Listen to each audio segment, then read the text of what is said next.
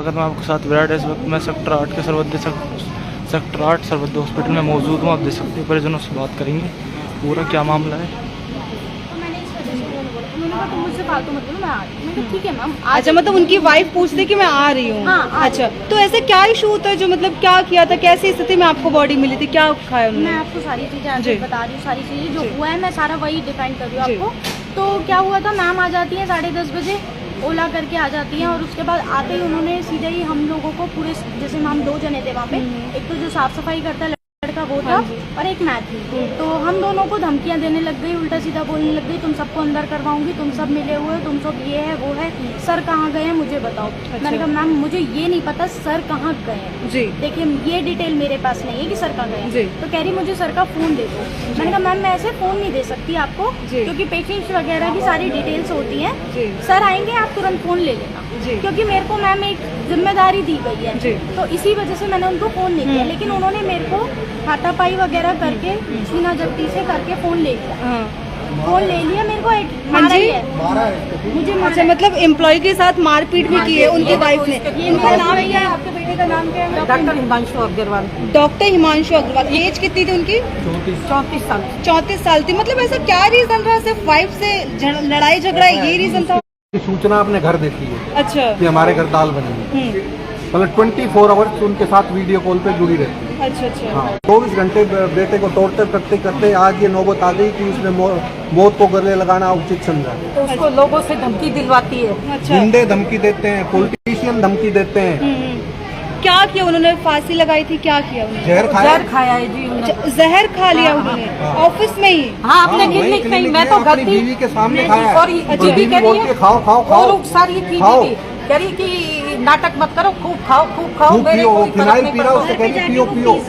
अच्छा, मतलब इस कदर लड़ाई बढ़ जाती है। 1 साल पहले ही शादी हुई है? नहीं, नहीं, 7 खतरा साल। नहीं। 7 साल पहले शादी हुई है। हाँ जी। इतने साल बीते भी नहीं है और बेबी अभी हुआ है शायद। नहीं, 2 बेबी है। 2 बेबी हो गए, फिर भी मतलब इतनी लड़ाई झगड़ा क्यों बढ़ जाती है कि मतलब इतना घर वालों का इंटरफेयर। बड़ा कदम उठाना पड़ वो जाता है? सास ससुर से रखना नहीं चाहती, इनके घर में यही रिवाज है। चाची की लड़की का भी ऐसे ही तलाक हुआ और ऐसे ही उसने अपने ससुर को ऊपर जूता मारा। ये मेरी बहू मुझे भी मारपीट करती है और इसका साला अपने ससुर की, इनकी बेटे के पापा की गर्दन पकड़ता है, पुलिस वालों को धमकी दे के आया तो है। सिर्फ यही फैमिली रीजन रहा है जो आज हिमांशु गर्ग नाम है, डॉक्टर है वो, हाँ। जो कि लाखों की जिंदगी बचाते हैं, आज खुद ही जिंदगी और मौत की हाँ। लड़ाई लड़ रहे हाँ हैं। जी, वो शहर के माने हुए डॉक्टर हैं, सारे नेताओं ने, सारे डीजीपी एसपी सबने इससे इलाज करवाया हुआ है। अच्छा। और आज वो जिंदगी, और मेरे को मेरे बेटे का, इसकी वाइफ से खतरा है। कभी मैं इसको घर ले जाऊं वो फिर से ये जहर दे दे और कुछ खिला दे। इसके कारण मेरी आपसे गुंजाइश है कि मेरे बेटे को सेफ रखा जाए जी। इस औरत से। मतलब अभी कैसे हालात हैं, कैसे अभी अंदर वो? बहुत और जिंदगी के बीच में जूझ रहा है। डॉक्टर ने अभी 72 घंटे की वो बताइए कि देखो अभी हम 72 घंटे कुछ नहीं बोल सकते। अच्छा, हाँ जी। मतलब आप मौके पे थी, मतलब आपने देखा मैंने कैसे सब क्या चीज़ हुआ था? देखी कि क्या हुआ। मैं आपको बता रही हूँ, उन्होंने मेरे से फ़ोन छीना। इतने में मैंने सर को फ़ोन किया कि सर आप प्लीज़ आ जाइए, ऐसे हमारे साथ मारपीट हो रही है, हम ये सब चीज़ें तो टॉलरेट नहीं कर सकते। जी मैंने क्लियरली बोला। सर ने कहा मुझे बस 10, जहाँ भी थे मैम कहीं भी होते हैं 10-15 मिनट आने में लगते ही जी, हैं। जी। उन्होंने कहा मुझे 10-15 मिनट दो, मैं आ ही रहा हूँ। तो इतने में सर आए हैं, उसके बाद मैंने फ़ोन, मतलब फ़ोन तो वैसे ही मैम ले चुकी थी। उसके बाद फ़ोन मैम से ले लिया, या जो भी उनके आर्गूमेंट, हस्बैंड वाइफ है, आर्गूमेंट्स होते रहते हैं, उनके बीच में इंटरफेयर करना मैंने ज़रूरी नहीं समझा।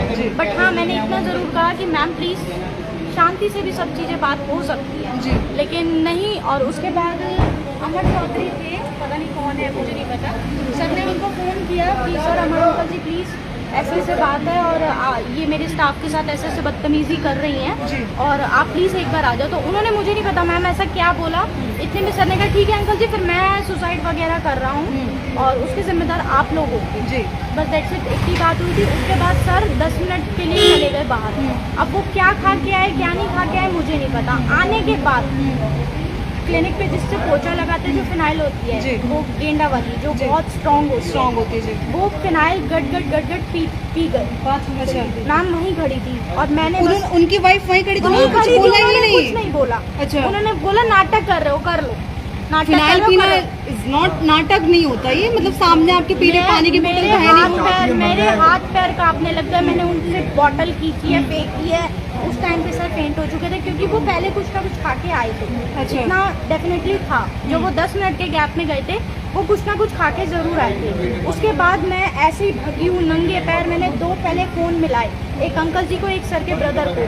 अंकल जी तो पता नहीं कहीं बाहर ही थे, तो और लेकिन ब्रदर तुरंत ही वो आ गए, लेकिन इतने में मैं बाहर गई हूँ। मैंने कम से कम 7-8 लड़कों को इकट्ठा किया है ताकि वो मेरी हेल्प करें, क्योंकि मैं एक लड़की कैसे उनको उठा सकती हूँ, कैसे कर सकती हूँ। फिर वो सारे लोग आए, गाड़ी में बैठाया, वो गाड़ी में बैठाने नहीं दे रही थी हमको, ले जाने मतलब नहीं एक दे रही तरीके से थी। ये क्या होता है, गाड़ी में बैठाने, फिनाइल पीने दिया तो उनको, हाँ, ऐसा ले कुछ जाने ही मतलब नहीं दे रही थी। हाँ। वो मुझे रोक रही थी, मेरे से स्कूटी की चाबी छीन ली हाँ। कि तुम मुझे मेरे साथ चलो, तुम स्कूटी की चाबी छोड़ो। अच्छा। मैंने स्कूटी की चाबी ऐसे ही फेंकी और मैं उनके साथ, सीधे ब्रदर थे और उनके ब्रदर ने भी कहा कि तू हट जा, मतलब ऐसे करके कि हटा दिया उनको।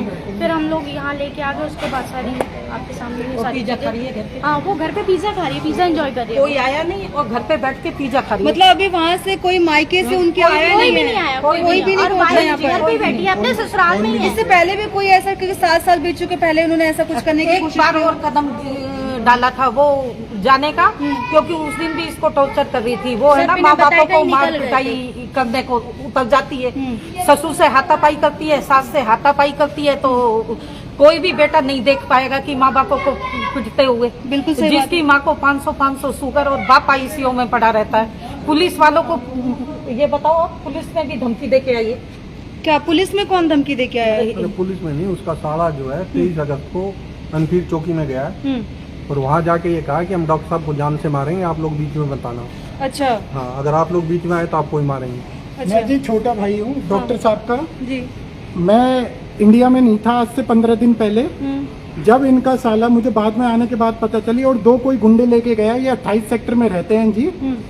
अंखीर चौकी पे जाके सिपाही को ये बोला है कि आपको जान से मार देंगे। चौकी इंचार्ज को भी धमकी दी है, पुलिस को जान से मारने की धमकी दी है। पुलिस को कौन है ये? हनी फैमिली जिंदल, वाले सारे? हनी जिंदल इसका साला, डॉक्टर हिमांशु अग्रवाल का साला। अच्छा। हमारे पास पुलिस स्टेशन से कॉल आया, आप थोड़ा सतर्क रहें। पुलिस ने उसके बाद कंप्लेंट रजिस्टर करी है इनके खिलाफ, पुलिस ने खुद करी है, हमने कोई कंप्लेंट नहीं दी थी कि ये जान से मारने की धमकी दे रहे हैं, कल को कोई अनहोनी हो जाए। उसके बाद जहाँ ये रहते हैं, सारे मंत्री वहीं रहते हैं, ये सारे दिन बैठते हैं। इनके जो ससुर है मेरे भाई के, ये डेली धमकी देते हैं। मेरे पापा मई में भी इसी हॉस्पिटल में, सर्वोदय में आईसीयू में भर्ती थे।